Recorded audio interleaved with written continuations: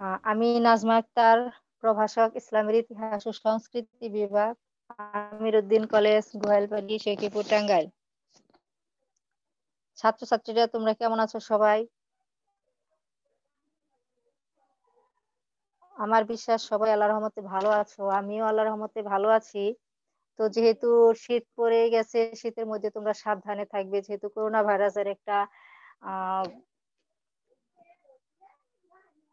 Corona ভাইরাসের মতো একটি ভাইরাস আমাদের মধ্যে, মানে আমাদের বিশ্বে অবস্থানরত।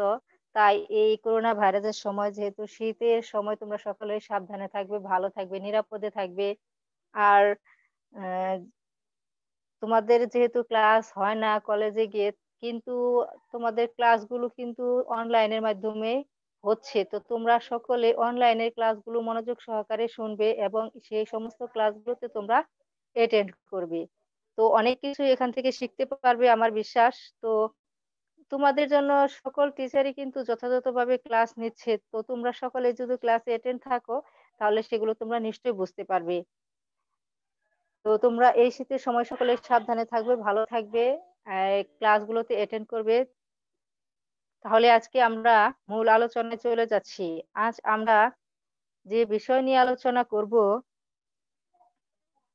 সেটা হচ্ছে যে তৃতীয় অধ্যায়ের দ্বিতীয় অধ্যায়ের খলজি বংশ। দ্বিতীয় অধ্যায়ের যে মামলুক বংশ আছে, সেই মামলুক বংশের যে কুতুবুদ্দিন আইবেক, তাকে নিয়ে আমরা আলোচনা করব এবং তাকে নিয়ে একটি সৃজনশীল প্রশ্ন আজকে আমরা আলোচনা করব। তো প্রথমে কুতুবুদ্দিন আইবেক সম্পর্কে পড়ার আগে আমরা চলো আহ সৃজনশীল প্রশ্নটা পড়ে নিই এবং সেটা সম্পর্কে জেনে নেই। তাহলে আমরা বুঝতে পারবো যে সৃজনশীল প্রশ্নের আলোকে যে সমস্ত আলোচনা আমরা করব সেটা খুব সহজেই বোঝা যাবে। সৃজনশীল প্রশ্ন পড়ার আগে আমরা উদ্দীপকটা এখন পড়ে নিচ্ছি, তো তোমরা মনোযোগ সহকারে শোনো। সুলতান আলাউদ্দিন হোসেন শাহ বাংলা ভাষা ও সাহিত্যের পৃষ্ঠপোষক ছিলেন। তার শাসন আমলে বাংলা সাহিত্য উন্নতির চরম শিখরে উপনীত হয়েছিল। তিনি স্থাপত্য শিল্পেরও পৃষ্ঠপোষক ছিলেন। বিজয় গুপ্ত, বিপ্রদাস ও যশোরাজ খান পরম শ্রদ্ধার সাথে তার নাম স্মরণ করেন। কবীন্দ্র পরমেশ্বর ও শ্রীকরনন্দী বাংলা ভাষায় মহাভারত রচনা করেছিলেন। তার সময় নির্মিত বহু মসজিদের মধ্যে গৌড়ের ছোট সোনা মসজিদ এবং গন্ডিয়ার শিল্প সৌন্দর্যে বিশিষ্ট স্থান অধিকার করে আছে। তো প্রিয় শিক্ষার্থীরা, আমি সৃজনশীল প্রশ্নের উদ্দীপকটা পড়লাম। তো এখন চলো সেই উদ্দীপকে যে চারটি প্রশ্ন দেওয়া আছে সেই প্রশ্ন চারটি আমরা এখন পড়ে নিচ্ছি। ক নাম্বার প্রশ্ন হচ্ছে, কে দিল্লি সালতানাতের গোড়াপত্তন করেছিলেন? খ নাম্বার প্রশ্ন হচ্ছে, কেন দানশীলতার জন্য কেন কুতুবুদ্দিন আইবেককে কি উপাধি ধারণ করা হয়? বাংলা গ নাম্বার প্রশ্ন হচ্ছে, বাংলার স্বাধীন সুলতান আলাউদ্দিন হোসেন শাহের সাথে তোমার পাঠ্য বইয়ের পঠিত সুলতান কুতুবুদ্দিন আইবেকের সাদৃশ্যপূর্ণ দিকটি ব্যাখ্যা করো। ঘ নাম্বার প্রশ্ন হচ্ছে, উদ্দীপকটিতে সুলতান কুতুবুদ্দিন আইবেকের চরিত্র কৃতিত্বের পূর্ণাঙ্গ প্রতিফলন আলোচিত হয়নি, মন্তব্যটি বিশ্লেষণ করো। তো ছাত্রছাত্রীরা, আমরা সৃজনশীল প্রশ্নটা পড়লাম। তো এই সৃজনশীল প্রশ্নের মধ্যে বলা হয়েছে কুতুবুদ্দিন আইবেক সম্পর্কে। তিনি ছিলেন মামলুক বংশের প্রথম সুলতান। তাকেই কিন্তু দিল্লি দিল্লি সালতানাতের গোড়াপত্তন হিসেবে আখ্যায়িত করা হয়। যেটা আমাদের ক নাম্বার প্রশ্নে আছে যে কাকে, মানে কুতুবুদ্দিন আইবেককে দিল্লি সালতানাতের গোড়াপত্তন বলা হয়। তো আমরা কুতুবুদ্দিন আইবেকের প্রথম জীবন সম্পর্কে আগে জানবো। তো প্রিয় শিক্ষার্থীরা, আমি যে কুতুবুদ্দিন আইবেক সম্পর্কে আলোচনা করব তোমাদের সাথে, সেই আলোচনাগুলো তোমরা মনোযোগ সহকারে শোনো, তাহলে বুঝতে পারবে যে আহ এই সৃজনশীল প্রশ্নটা যে আমি বললাম সেটা তোমাদের জন্য একদম ইজি হয়ে যাবে। তো শোনো, ভারতীয় উপমহাদেশে তুর্কি সাম্রাজ্যের প্রতিষ্ঠাতা দিল্লি সালতানের প্রথম সুলতান কুতুবুদ্দিন আইবেক জাতিতে ছিলেন একজন তুর্কি। তিনি ছিলেন তুর্কিস্তানের অধিবাসী। শৈশবে তিনি কোনো একজন কৃতদাস ব্যবসায়ী কর্তৃক পারস্যের নিশাপুর নামক স্থানে আনিত হয়। নিশাপুরের কাজী ফখরুদ্দীন আব্দুল আজিজ কুফি তাকে স্বল্প মূল্যে ক্রয় করেন। কাজী পরিবারের কুতুবউদ্দিন সাহিত্য, ধর্মশাস্ত্র এবং সামরিক শিক্ষায় সুশিক্ষিত হয়ে ওঠেন। কাজীর মৃত্যুর পর কুতুবউদ্দিন পুনরায় ক্রীতদাসরূপে বিক্রিত হলে মোহাম্মদ ঘুরি তাকে ক্রয় করেন। তার আনুগত্য, সাহসিকতা, কর্তব্যনিষ্ঠা, বদান্যতা প্রভৃতি গুণে বিমুগ্ধ হয়ে মোহাম্মদ ঘুরি তাকে আমিরি আকুর, যার শব্দের অর্থ হচ্ছে আস্তাবলের প্রধান, পদে কি নিযুক্ত করা হয়। কুতুবউদ্দিন আইবেক দেখতে কিন্তু খুব সুন্দর ছিল না। তিনি কুশ্রী, দেখতে অনেক কুশ্রী ছিলেন। তবে তার মধ্যে বহু সদ্গুণ ছিল, যেগুলো সবাইকে মুগ্ধ করত। মোহাম্মদ ঘুরির ভারত অভিযানকালে কুতুবউদ্দিন প্রভুর অনুগমন করে সকল যুদ্ধে সক্রিয়ভাবে অংশগ্রহণ করেন এবং অপরিসীম সামরিক প্রতিভার পরিচয় দেন। এ সময়েই তিনি ভারতবর্ষের যুদ্ধাভিযান সম্পর্কে প্রচুর অভিজ্ঞতা অর্জন করেন। আইবেক অর্থ হচ্ছে তুর্কি, আইবেক শব্দটি হচ্ছে তুর্কি শব্দ, আর এর অর্থ হচ্ছে চন্দ্র দেবতা। স্যার ডব্লিউ হ্যাক মনে করেন কুতুবউদ্দিন চন্দ্রকা গ্রহণকালে জন্মগ্রহণ করেছিলেন বলে তার পিতামাতা তাকে আইবক নামে অভিহিত করেন। কিন্তু প্রখ্যাত ঐতিহাসিক ফিরিস্তার মতে কুতুবউদ্দিনের বাম হাতের কনিষ্ঠ আঙ্গুলটি ভাঙা ছিল, যার কারণে তিনি আইবেক নামে পরিচিত ছিলেন। তবে সম্ভবত কুতুবউদ্দিন তুর্কিস্তানের আইবক পরিবারে জন্মগ্রহণ করেছিলেন বলে সাধারণত আইবক নামে পরিচিত হয়েছিলেন।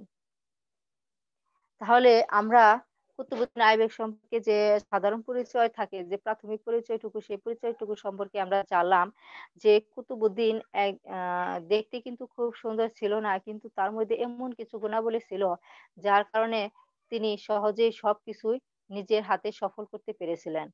এরপর তিনি কিন্তু প্রথম অবস্থায় একজন ক্রীতদাসীর কাছে, ক্রীতদাস শৈশবে তিনি আহ নিজেই ক্রীতদাস হয়ে মানে বিক্রি হয়ে যান। পর্যায়ক্রমে একজনের পর একজন তাকে ক্রয় করতে থাকেন। অবশেষে মোহাম্মদ ঘুরি তাকে স্বল্প মূল্যে তাকে ক্রয় করে নিজের কাছে নিয়ে আসেন। সেখানেই কিন্তু তার ভাগ্য খুলে যায়।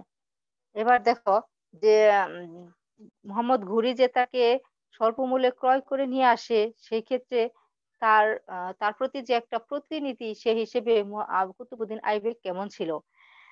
যখন তখন ছিল কি 1192 খ্রিস্টাব্দে। 1192 খ্রিস্টাব্দে তরাইনের দ্বিতীয় যুদ্ধে জয় লাভ করার পর মোহাম্মদ ঘুরি তার বিশ্বস্ত অনুচর কুতুবউদ্দিন আইবেককে বিজিত অঞ্চল সমূহের শাসনভার এবং ভারত অভিযানে গুরুদায়িত্ব অর্পণ করে স্বদেশে প্রত্যাবর্তন করেন। প্রভুর অনুগত প্রতিনিধি হিসেবে কুতুবউদ্দিন 1192 খ্রিস্টাব্দে হাংচি, মিরাট, কুল, দিল্লি ও রণথম্বর অধিকার করেন। অতঃপর তিনি লাহোর হতে দিল্লিতে রাজধানী স্থানান্তরিত করেন। 1194 খ্রিস্টাব্দে ঘুরি কনৌজের রাজা জয়চন্দ্রকে আক্রমণ করতে অগ্রসর হলে কুতুবউদ্দিন স্বীয় প্রভুকে কনৌজ বিজয়ে সর্বতোভাবে সাহায্য করেন। অতঃপর 1197 খ্রিস্টাব্দে কুতুবউদ্দিন দ্বিতীয় ভীমদেবকে পরাজিত করে গুজরাট অধিকার করেন। 1198 খ্রিস্টাব্দে তিনি কনৌজ, বদাউন, চাঁদওয়ার এবং 1203 খ্রিস্টাব্দে কালিঞ্জর ও মাহোবা প্রভৃতি স্থান অধিকার করেন। অন্যদিকে তারই সুদক্ষ সেনানায়ক মোহাম্মদ বখতিয়ার খলজি বঙ্গদেশ ও বিহার বিজয় সম্পন্ন করেন।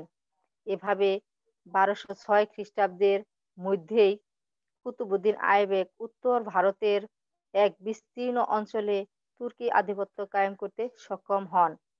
তো প্রিয় শিক্ষার্থীরা, এখান থেকে আমরা এটাই বুঝতে পারলাম যে মোহাম্মদ ঘুরি যে তাকে ক্রয় করে নিজের কাছে নিয়ে আসেন, তার মধ্যে যে সৎ গুণাবলী ছিল, সেই সৎ গুণাবলীর কারণে কিন্তু তার প্রতি তিনি খুবই বিশ্বাস স্থাপন করতে পেরেছিলেন। তাছাড়াও কুতুবউদ্দিন এক একের পর একের পর এক যে যুদ্ধ পরিচালিত হতো সেই যুদ্ধে কিন্তু জয়লাভ করতেন।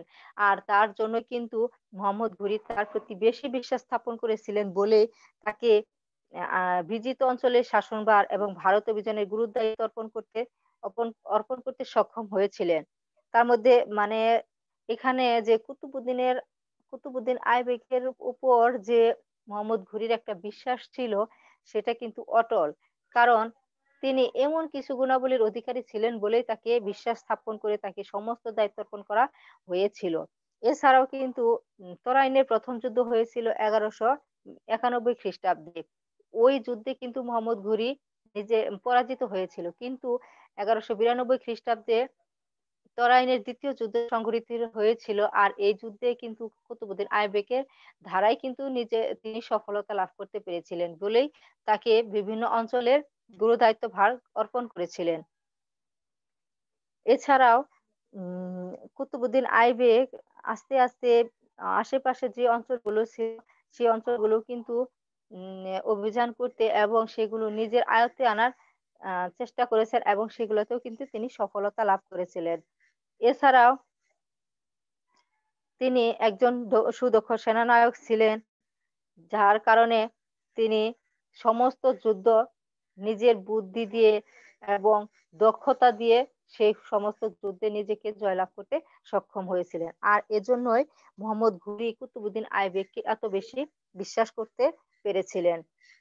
এবার প্রিয় শিক্ষার্থীরা, আহ আমি এখন তোমাদেরকে জানাবো যে দিল্লির স্বাধীন সুলতান হিসেবে তার কতটা যোগ্য ছিল, কতটা যোগ্যতা ছিল। দিল্লির স্বাধীন সুলতান হিসেবে তিনি ছিলেন যোগ্য উত্তরাধিকারী। অপুত্রক মোহাম্মদ ঘুরির মৃত্যুর পর তার উত্তরাধিকারী কে হবেন এটা নিয়ে অনেকেই প্রশ্ন করেছেন।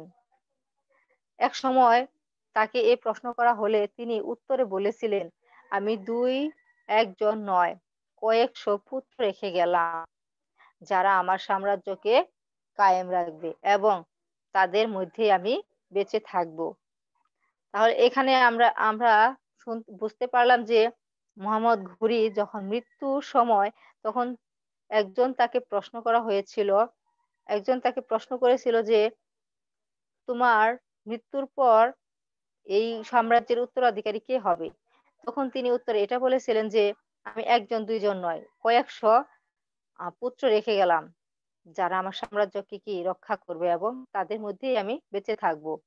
তো পুত্রদের কথা বলতে তিনি নিঃসন্দেহে তার সুযোগ্য ও বিশ্বস্ত অনুচর কুতুবুদ্দিন আইবেক, নাসিরউদ্দিন কুবাচা, তাজউদ্দিন ইলদুস প্রমুখের প্রতি ইঙ্গিত প্রদান করেছিলেন। যা হোক, মৃত্যুর পূর্বেই মোহাম্মদ ঘুরি কুতুবুদ্দিনকে তার ভারত রাজ্যের উত্তরাধিকারী মনোনীত করে তাকে কি মালিক উপাধিতে ভূষিত করেন। অতঃপর ১২০৬ খ্রিস্টাব্দের ২৪শে জুন প্রভু মোহাম্মদ ঘুরির মৃত্যুর ৩ মাস পর আনুষ্ঠানিকভাবে কুতুবুদ্দিনকে সাম্রাজ্যাভিষেক সম্পন্ন করা হয়। এ সময় হতেই দিল্লির সুলতানি সাম্রাজ্যের ইতিহাস আরম্ভ হয়। ২ বছর পর মোহাম্মদ ঘুরির ভ্রাতুষ্পুত্র এবং উত্তরাধিকার সূত্রে প্রাপ্ত ঘুর সাম্রাজ্যের অধিপতি গিয়াসউদ্দিন মোহাম্মদ কুতুবুদ্দিনকে এক রাজকীয় ফরমানে সুলতান উপাধি দান করেন এবং দাসত্ব মুক্তির ছাড়পত্র প্রেরণ করেন। তো এখানে আমরা নাম্বার প্রশ্নের উত্তরটা কিন্তু পেলাম। নাম্বার প্রশ্ন ছিল যে দানশীলতার জন্য তাকে কি উপাধি দেওয়া হয়েছিল। দেখো, দাসত্ব দাসত্ব দানশীলতার জন্য তিনি দানশীলতায় আহ এত নিজেকে করতে পেরেছিলেন যে তিনি সকলের মাঝে তিনি সাম্রাজ্য পরিচালনা করার সাথে সাথে কিন্তু আশেপাশের যে লোকজন ছিল তাদের প্রতি কিন্তু তিনি দান করতেন এবং দানশীলতার জন্য তাকে দাসত্ব মুক্তির এক ছাড়পত্র প্রেরণ করা হয়। তো এখান থেকে যে আমরা নাম্বার প্রশ্নের উত্তরটা পেয়ে গেলাম। তো প্রিয় শিক্ষার্থীরা, তোমরা এটা মনোযোগ সহকারে শোনো যে আমি যে এখন আলোচনা করলাম সেই আলোচনার মধ্যে কিন্তু নাম্বার প্রশ্নের উত্তরটা পেয়ে গেলাম। এর আগে যে আমি আলোচনা করেছি সেখানে কিন্তু ক নাম্বার প্রশ্নের উত্তরটা বেরিয়ে এসেছিল যে দিল্লি সালতানাতের প্রথম গোড়াপত্তন করেন কে? দিল্লি সালতানাতের প্রথম গোড়াপত্তন করেন কে? কুতুবউদ্দিন আইবেক। তাহলে খ নাম্বার প্রশ্ন হচ্ছে দানশীলতার জন্য তাকে কি উপাধি ধারণ করা হয়? তার সাথে মুক্তি দানশীলতার জন্য তাকে মুক্তির ছাড়পত্র, দাসত্ব মুক্তির ছাড়পত্র উপাধি ধারণ দেওয়া হয়। তো এবার শোনো যে স্বাধীন সুলতান হিসেবে দিল্লির মসনদে সমাসীন হবার পর তিনি মোহাম্মদ ঘুরির বিশিষ্ট অনুচরবর্গের সাথে বৈবাহিক সম্বন্ধ স্থাপন করে স্বীয় ক্ষমতাকে সুপ্রতিষ্ঠিত করতে মনস্থ করেন। এ উদ্দেশ্যে তিনি স্বীয় কন্যা ও ভগিনীকে যথাক্রমে বদাউনের শাসনকর্তা ইলতুৎমিশ এবং মুলতান ও উচের শাসনকর্তা নাসিরউদ্দিন কোবাচার সাথে বিবাহ দেন এবং স্বয়ং কিরমানের শাসনকর্তা তাজউদ্দিন কন্যাকে তিনি বিবাহ করেন। কিন্তু এতটা সত্ত্বেও কুতুবউদ্দিন তাজউদ্দিন ইলদুজকে প্রীতির বন্ধনে আবদ্ধ করতে সক্ষম হননি। ইলদুজ ইতোমধ্যে হঠাৎ গজনি অধিকার করেন। 1208 খ্রিস্টাব্দে তিনি খাওয়ারিজম শাহের সাথে ক্ষমতার প্রতিদ্বন্দ্বিতায় টিকে থাকতে না পেরে সসৈন্যে পাঞ্জাবের দিকে অগ্রসর হয়ে তা অধিকার করে বসেন। খাওয়ারিজম শাহ ইলদুজকে শাস্তি প্রদানের উদ্দেশ্যে পাঞ্জাব পর্যন্ত অগ্রসর হলে দিল্লি সালতানাত বিপন্ন হতে পারে। এই আশঙ্কায় কুতুবউদ্দিন অস্ত্র ধারণ করে ইলদুজকে শুধু পাঞ্জাব হতেই নয় গঞ্জি হতেও বিতাড়িত করেন। তাহলে আমরা এখানে এটাই জানতে পারলাম যে এখানে মোহাম্মদ ঘুরি কয়েকজন উত্তরাধিকারী মনোনীত করেছিলেন, তার মধ্যে কিন্তু এখানে উম কুতুব তাজউদ্দিন ইলদুজও কিন্তু ছিলেন। কিন্তু পরবর্তীতে দেখা যায় যে তিনি তার সাথে কুতুবউদ্দিন আইবেক প্রীতির সম্পর্ক স্থাপন করতে পারেননি, যার ফলে তিনি যখন প্রতিবাদী হয়ে ওঠে তাকে তিনি বিতাড়িত করতে সক্ষম হন। যখন দেখা যায় যে তিনি আহ দেখা যায় যে তিনি যখন দিল্লি সালতানাতের বিভিন্নভাবে শত্রুতা করছে তখন কুতুবউদ্দিন আইবেক শুধু অস্ত্র ধারণ করে তিনি শুধু কিন্তু তাকে পাঞ্জাব হতেই বিতাড়িত করেনি, তিনি কিন্তু গজনি হতেও তাকে বিতাড়িত করেন। কিন্তু মাত্র 40 দিনের মধ্যে কুতুবউদ্দিন গজনিবাসীর অপ্রিয় হয়ে ওঠেন। উম, এবার দেখো ছাত্রছাত্রীরা যে কুতুবউদ্দিন আইবেক যে ইলদুজকে গজনি হতে বিতাড়িত করেন, ওই গজনিতেই কিন্তু মাত্র 40 দিন পরেই সেই গজনিবাসীদের উপর থেকে তার মনটা উঠে যায়, তাকে কি সকলে অপ্রিয় মনে করে। ফলে ইলদুজ পুনরায় গজনি অধিকার করলে কুতুবউদ্দিন দিল্লিতে প্রত্যাবর্তন করেন। তাহলে দেখো যে ছাত্রছাত্রীরা এই বিষয়টাতে আমরা এটা বুঝতে পারলাম যে যখন ইলদুজকে কুতুবউদ্দিন আইবেক গজনি হতে বিতাড়িত করেন, এই বিতাড়িত করার পর মাত্র 40 দিন পর কুতুবউদ্দিন আইবেকের উপর সেই গজনিবাসীরা কি অপ্রিয় হয়ে ওঠেন। পরক্ষণে দেখা যায় যে ইলদুজকে পুনরায় আবার গজনিতে ফেরত আনা হয়। এতে আফগানিস্তান ও ভারতের রাজনৈতিক ঐক্য স্থাপনের সুযোগ বিনষ্ট হয়ে যায়। ইতিপূর্বে পরাজিত চান্দেলা রাজপুতগণ কালিঞ্জরে ঘরোয়ালালগণ ফোরখাবাদ ও বদাউনের কিয়দংশে এবং হরিহারগণ গোয়ালিয়রের মাথাচাড়া দিয়ে উঠলে কুতুবউদ্দিন তাদের কর্তৃত্ব পুনঃপ্রতিষ্ঠার প্রচেষ্টাকে নস্যাৎ করে দেন। মোহাম্মদ বখতিয়ার খলজির হত্যার পর আলী মর্দান খলজি বাংলার শাসনকর্তার পদে অধিষ্ঠিত হন। তিনি কুতুবউদ্দিনের মৃত্যুর পর আলাউদ্দিন উপাধি ধারণ করে নিজেকে বাংলার স্বাধীন নরপতি বলে ঘোষণা করেন। এই যে আমি এখানে যে আলোচনা করছি সেই আলোচনার মধ্যে কিছু কিন্তু নৈর্ব্যক্তিক প্রশ্ন বেরিয়ে আসছে। তো এই যে এখানে যে কুতুবউদ্দিন আইবেকের বিভিন্ন নাম যে উপাধি দেওয়া হয় সেই উপাধি সম্পর্কেও তোমরা জানতে পারতেছো। তো তোমরা যখন এইগুলা বুঝতে পারবে, মনোযোগ সহকারে শুনবে, তখন দেখবে যে তোমাদের নৈর্ব্যক্তিক প্রশ্নগুলো এখান থেকেই কিন্তু দেওয়া হয়। অথচ তোমরা যদি একটু মনোযোগ সহকারে শোনো তাহলে সেই নৈর্ব্যক্তিক প্রশ্নগুলো এবং ক নাম্বার প্রশ্নের উত্তরগুলো যে দেওয়া থাকে এখান থেকেই কিন্তু সেই প্রশ্নগুলো দেওয়া থাকে। তো তোমরা একটু মনোযোগ শুনলে আমার মনে হয় এগুলো তোমাদের জন্য অনেক সহজ হয়ে যাবে। যেমন ধরো যে আমি এইমাত্র এখন পড়লাম যে মোহাম্মদ বখতিয়ার খলজি হত্যার পর আলী মর্দান খলজি বাংলার শাসনকর্তার পদে অধিষ্ঠিত হন। তিনি কুতুবউদ্দিনের মৃত্যুর পর আলাউদ্দিন উপাধি ধারণ করে নিজেকে বাংলার স্বাধীন নরপতি বলে ঘোষণা করেন। তাহলে এখানে যদি তোমাদেরকে নৈবেতিক বলা হয়, বাংলার স্বাধীন নরপতি হিসেবে কাকে ঘোষণা করা হয়, তাহলে এখানে আমরা যে আলী মর্দান খলজি, তাকে তিনি কি উপাধি ধারণ করেন? আলাউদ্দিন খলজি। তাহলে আমরা সহজভাবেই সেটা ২ টা নৈবেতিক প্রশ্নের উত্তর আমরা এখানে জানতে পারলাম, শিখতে পারলাম। এরপর দেখো, তাছাড়াও এখানে আরো উপাধি এখানে আরো কিন্তু নৈর্ব্যক্তিক প্রশ্নগুলো আছে। যেমন ধরো, কুতুবউদ্দিন শব্দের অর্থ, আইবক শব্দের অর্থ কি? সেটাও আমরা জানতে পারি যে আইবক শব্দের অর্থ চন্দ্র দেবতা। এরপর তাকে কি উপাধি দেওয়া হয়? মানে আমিরি আকু নামে তাকে উপাধি দেওয়া হয়। কেন, কিসের কারণে? তার মধ্যে যে এরকম আনুগত্য, সাহসিকতা, কর্তব্যনিষ্ঠা, বদান্যতা প্রভৃতি গুণে বিমুগ্ধ হয়েই কিন্তু আমির ইয়াকুর নামে তাকে আম নিযুক্ত করা হয়। এছাড়াও কিন্তু তাকে কে, মানে এই প্রশ্নটা থাকতে পারে যে কে তাকে এই আমিরি আকুর পদে নিযুক্ত করেন? তাহলে সে হচ্ছে মোহাম্মদ ঘুরি। তাহলে এটাও আমরা জানতে পারলাম। তাহলে এখানে আমরা অনেকগুলো নৈর্ব্যক্তিক প্রশ্নের উত্তর জানতে পারলাম এবং ক নাম্বার প্রশ্নের উত্তরও জানতে পারলাম। এখানে আরো জানতে পেরেছি যে তরাইনের ১ম যুদ্ধ কত খ্রিস্টাব্দে সংঘটিত হয়েছিল? সেটা ১১৯১ খ্রিস্টাব্দে তরাইনের ১ম যুদ্ধ সংঘটিত হয়েছিল। আর এই যুদ্ধে কে পরাজিত গ্রহণ করেছিলেন? মোহাম্মদ ঘুরি পরাজিত হয়েছিল।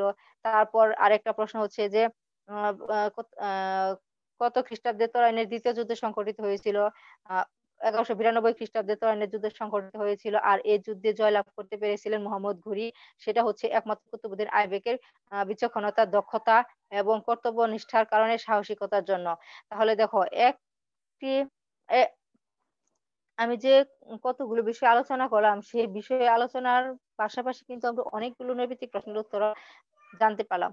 তো ছাত্রছাত্রীরা, আমি যে ক্লাসগুলো নিচ্ছি, আমার মনে হয় তোমরা যদি একটু সেই মনোযোগ সহকারে ক্লাসগুলো শোনো, বোঝার চেষ্টা করো, তাহলে মনে হয় আমার এই প্রশ্নগুলো থেকে অনেক উত্তর তোমরা পেয়ে যাবে। এখানেই কিন্তু প্রশ্নের উত্তরগুলো দেওয়া থাকে। এবার শোনো, স্বাধীন সুলতান হিসেবে কুতুবউদ্দিন আইবেকের ৪ বছর কাল শাসনামলে নানাবিধ সমস্যার উদ্ভব হওয়ায় তিনি নতুন কোন রাজ্য বিজয় করতে সমর্থ না হলেও তিনি তার বিরোধী শক্তিসমূহের মূলোৎপাটন করতে সক্ষম হন। অতঃপর তিনি নিজ নামে খুতবা পাঠ এবং মুদ্রাঙ্কনের ব্যবস্থা গ্রহণ করেন। কিন্তু তিনি তার কঠোর পরিশ্রমের ফল অধিক দিন ভোগ করার সুযোগ পাননি।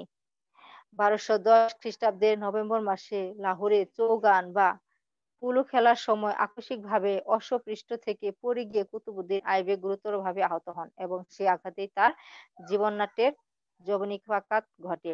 তাহলে দেখো, এখান থেকে কিন্তু আমরা কি নৈর্ব্যক্তিক প্রশ্নের উত্তর পেয়ে গেলাম। প্রশ্ন সহ উত্তর। তাহলে এখানে প্রশ্ন হচ্ছে যে কত খ্রিস্টাব্দে কুতুবউদ্দিন আইবেক নিহত হন? ১২১০ খ্রিস্টাব্দে। আ কি খেলার জন্য তাকে মৃত্যুবরণ করতে হয়? এখানে আছে চৌগান বা পুলু। পুলু খেলার জন্য তাকে মৃত্যুবরণ করতে হয়। তখন তিনি অ অশ্বপৃষ্ঠে, মানে ঘোড়ার উপর থেকে কি পড়ে যান এবং সেখান থেকে পড়ে গিয়ে তিনি গুরুতরভাবে আহত হন। আবার সেই আঘাতেই কিন্তু তার মৃত্যু ঘটে। তাহলে দেখো ছাত্রছাত্রী, এখান থেকে আমরা কিন্তু অনেকগুলো নৈবেতিক প্রশ্ন উত্তর পেয়ে গেলাম। তো আমাদের এখানে সর্বশেষ প্রশ্ন যেটা, সেটা হচ্ছে যে আ এখানে আমাদের কুতুবউদ্দিন আইবেকের চরিত্র কৃতিত্ব সম্পর্কে জানতে বলা হয়েছে যে, তাহলে আমরা কুতুবউদ্দিন আইবেকের চরিত্র কৃতিত্ব সম্পর্কে এখানে জানবো। যুগের বিস্ময়কর সৃষ্টি কুতুবউদ্দিন আইবেক সামান্য ক্রীতদাস হতে তার কর্মময় জীবন আরম্ভ করে দিল্লির ১ম স্বাধীন সুলতান হবার গৌরব অর্জন করেন। তো আমরা এই এই লাইনটা থেকে একটা জিনিস বুঝতে পারলাম যে তিনি, কুতুবউদ্দিন আইবেক, তার জীবন শুরু করেছিল ক্রীতদাস হতে। তিনি একজন, প্রথম জীবনে কিন্তু তিনি একজন ক্রীতদাস ছিলেন। তো ক্রীতদাস মানে প্রাচীন যুগে কিন্তু আগে আ এই ক্রীতদাসকে বিক্রি করা হতো, হাটে বাজারে বিক্রি করা হতো। ঐরকম পর্যায়ক্রমে একেক মানে তিনি বিক্রি হতে একসময় মোহাম্মদ ঘুরির নিকট বিক্রিত হন। তাকে তিনি কি ক্রয় করেন। তো ক্রীতদাস রূপে জন্মগ্রহণ করলেও কিন্তু তিনি ক্রীতদাস হিসেবে মৃত্যুবরণ করেননি। তিনি একজন সফল সাম্রাজ্যবাদী ছিলেন। যে বিশাল সাম্রাজ্য রক্ষাকারীর অধিকারী তিনি ছিলেন। তো এখানে একথাটা বলা হয়েছে যে তিনি সামান্য ক্রীতদাস হতে কর্মময় জীবন শুরু করেছিলেন ঠিকই, কিন্তু তিনি স্বাধীন দিল্লির ১ম স্বাধীন সুলতান হওয়ার কিন্তু গৌরব অর্জন করেছিলেন। তিনি ভারতীয় উপমহাদেশে সর্বপ্রথম মুসলিম শাসনের গোড়াপত্তন করেন। এই যে তো ছাত্রছাত্রীরা আমরা এখন এ এটা থেকে এই যে উত্তর পেয়ে গেলাম। তিনিই কিন্তু ভারতীয় উপমহাদেশে সর্বপ্রথম মুসলিম শাসনের গোড়াপত্তন করেন। তো ডক্টর এ.এল. শ্রীবাস্তব বলেন, আইবেক ছিলেন ভারতের তুর্কি সাম্রাজ্যের প্রকৃত প্রতিষ্ঠাতা এবং প্রায় সমগ্র হিন্দুস্তানের প্রথম কার্যত সুলতান। তারিক-ই-মুবারক সাহিত্য রচয়িতা ফখরুদ্দীন বলেন, তার সাহস, তেজস্বিতা এবং উৎসাহ এরূপ ছিল যে রুস্তম যদি বেঁচে থাকতেন তাহলে তিনিও তার একজন হাসিবের পদ লাভ করে নিজেকে গৌরবান্বিত মনে করতেন। ভারতীয় উপমহাদেশে কুতুবউদ্দিনের বিজয় পূর্ববর্তী বিজয় অপেক্ষা অধিক বিস্তৃত এবং স্থায়ী হয়েছিল। সামরিক ক্ষেত্রে তার প্রতিভার প্রশংসা করে ডক্টর হবিবুল্লাহ বলেন, অসাধারণ কর্মশক্তি এবং উঁচুদরের প্রতিভাবান সামরিক নেতা হিসেবে তিনি তুর্কির অসম সাহসিকতার সাথে পারস্যিক মার্জিত রুচি ও উদারতার সমন্বয় সাধন করেন। ২০ বছরের মধ্যেই তিনি উত্তর ভারতে সিন্ধু হতে গঙ্গা এবং হিমালয় হতে বিন্ধ্য পর্বত পর্যন্ত বিস্তৃত অঞ্চলের অধীশ্বর হয়েছিলেন। তার আমলে ইখতিয়ার উদ্দিন মোহাম্মদ বিন বখতিয়ার খলজি কর্তৃক বঙ্গদেশ বিজিত মুসলিম সাম্রাজ্যভুক্ত হয়। কুতুবউদ্দিন শুধুমাত্র বিজেতা এবং সাম্রাজ্যের প্রতিষ্ঠাতাই ছিলেন না, একজন যোগ্যতা সম্পন্ন শাসক হিসেবেও সমসাময়িক বিশ্বে খ্যাত ছিলেন। তাজুল মাসির গ্রন্থের লেখক হাসান নিজামী বলেন, সুলতান নিরপেক্ষভাবে বিচার কার্য সম্পন্ন করতেন এবং রাজ্যের শান্তি ও সমৃদ্ধির জন্য নিজেকে নিয়োজিত করেন। তার শান্তিময় রাজত্বকালে ধনাগারে কোনো প্রহরীর দরকার ছিল না, মেষপালের কোনো রাখালের প্রয়োজন ছিল না। একই পুষ্করিণীতে মেষ ও নেকড়ে বাঘ পাশাপাশি পানি পান করত। চোর ও চৌর্যবৃত্তি সম্বন্ধে কোনো প্রশ্নই উঠতে পারত না। বদান্যতায়ও তিনি ছিলেন দ্বিতীয় হাতেম। স্মিথ বলেন, তার তেজস্বিতা ও সহকর্মীবৃন্দের প্রতি অফুরন্ত দানের জন্য বৈরী মনোভাবাপন্ন ঐতিহাসিকগণও তাকে মহানুভব এবং বিজয়ী নৃপতি হিসেবে প্রশংসা না করে পারেননি। বদান্য সুলতান কুতুবউদ্দিন প্রথম লক্ষ লক্ষ মুদ্রা অকাতরে দান করতেন বলে ঐতিহাসিকগণ তাকে লাখ বক্স বা লাখে লাখে দানকারী উপাধিতে ভূষিত করেন। ইসলামের একনিষ্ঠ সেবক হিসেবে তিনি ধর্মীয় অনুশাসনাবলীর প্রতি ছিলেন বিশেষ শ্রদ্ধাশীল। তবে তিনি পরধর্মের সহিষ্ণু ছিলেন এবং হিন্দুদের প্রতি সদয় ব্যবহার করতেন। তাহলে এই প্রশ্নে এখান থেকে আমরা এটা জানতে পারলাম যে দান করার ক্ষেত্রে তিনি কখনো কৃপণতা করেননি। বদান্য সুলতান কি করতেন? কুতুবউদ্দিন প্রথম লক্ষ লক্ষ মুদ্রা অকাতরে দান করতেন। সেজন্য কিন্তু ঐতিহাসিকগণ তাকে লাখ বক্স বা লাখে লাখে প্রদানকারী উপাধিতে ভূষিত করেন।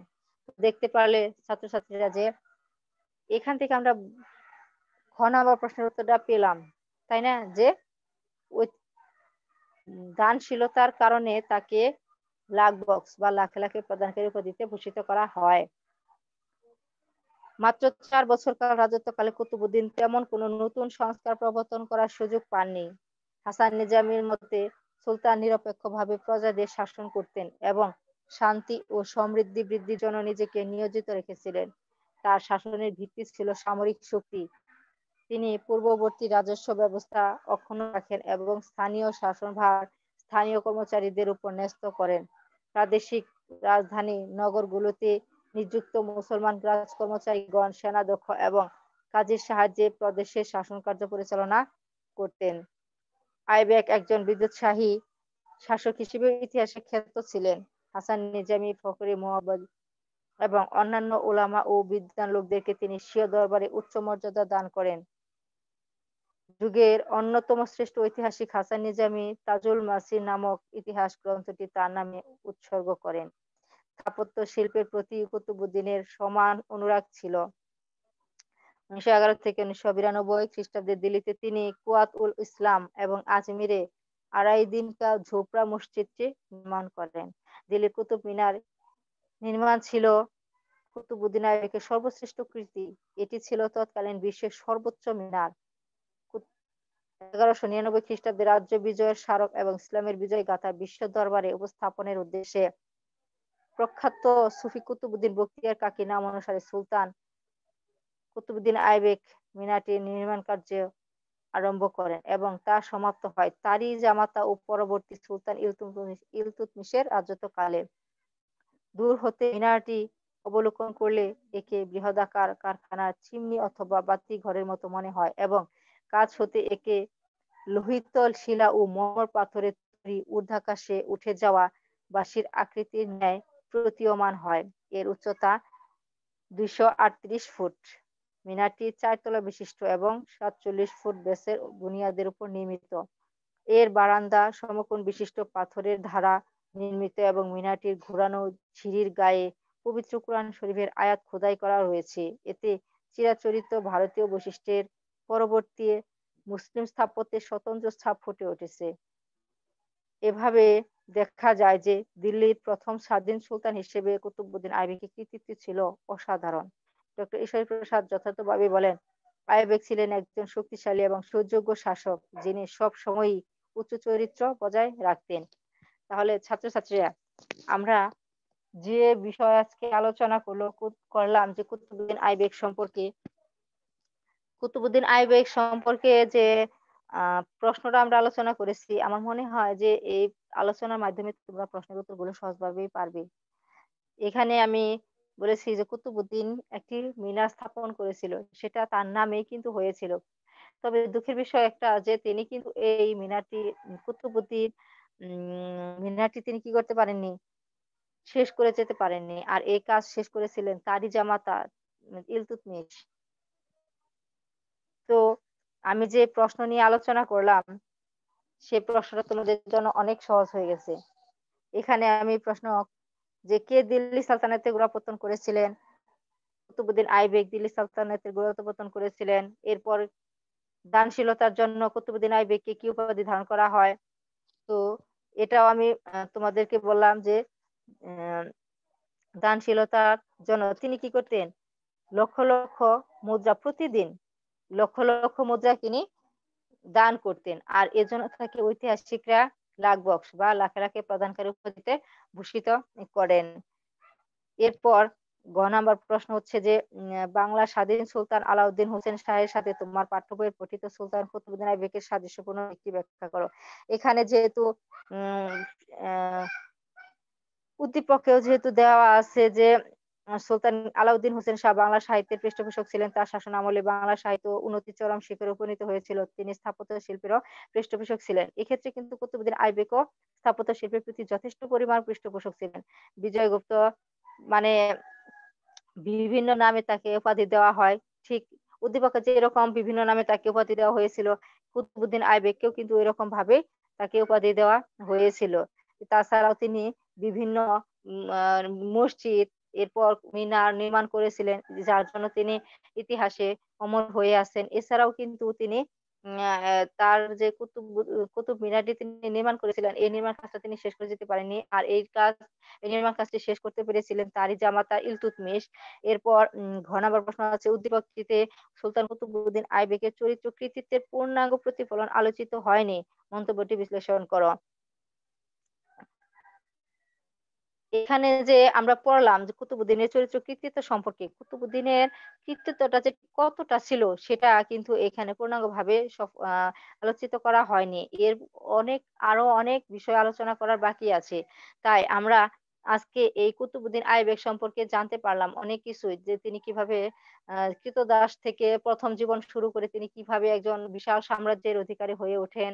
এরপর তিনি কিভাবে সাম্রাজ্য পরিচালনা করার ক্ষেত্রে বিভিন্ন আশেপাশে যারা আছে তাদেরকে তিনি আহ প্রতিদিন লক্ষ লক্ষ মুদ্রা দান করতেন, এজন্য তাকে উপাধি ধারণ করা হয়েছিল।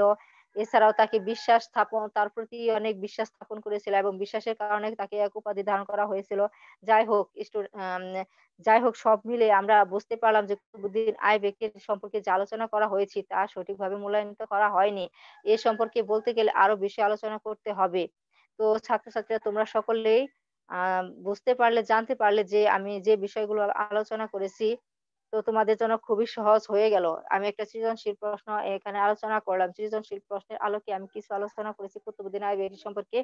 তো তোমরা যদি সেই আলোচনাগুলো ভালোভাবে বুঝতে থাকো, শুনে থাকো তাহলে আমার মনে হয় প্রশ্নের উত্তরটা তোমাদের জন্য খুব সহজ হয়ে যাবে। তো আমি আশা রাখি যে তোমাদের প্রত্যেকটা ক্লাসে প্রত্যেকটা টিচারই তোমাদের জন্য ক্লাস নিচ্ছে আলাদা, আলাদা ভাবে। তো তোমরা সকল ক্লাসে অ্যাটেন্ড থাকবে। মনোযোগ সহকারে ক্লাসগুলো শুনবে, জানবে, বোঝার চেষ্টা করবে। আর যেহেতু এখন শীত এসে গেছে তো শীতের মধ্যে তোমরা সকলেই সাবধানে থাকবে, নিরাপদে থাকবে, ভালো থাকবে। আর আমার জন্য তোমরা দোয়া রাখবে যাতে আমিও ভালো থাকতে পারি। আল্লাহর রহমতে তোমরা সকলে যেন ভালো থাকো, নিরাপদ থাকো, ভালোভাবে পড়াশোনা করো এবং আ পড়াশোনার মাধ্যমে তোমাদের যাতে ভবিষ্যৎ সুন্দর হয়।